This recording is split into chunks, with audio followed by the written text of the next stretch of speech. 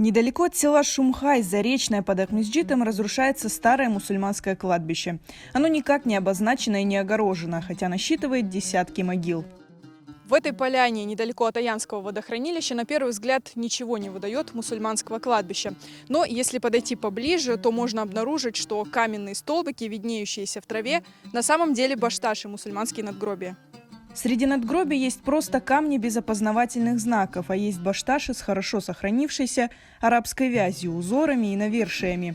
По ним можно определить, кому принадлежит захоронение.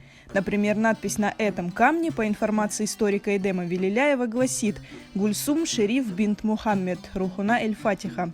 О существовании кладбища на берегу Аяна еще в прошлом году сообщала блогер Диана Радаева. Если посмотреть на ее фото, можно понять, что за год надгробий стало меньше. Многие разрушились или вовсе пропали.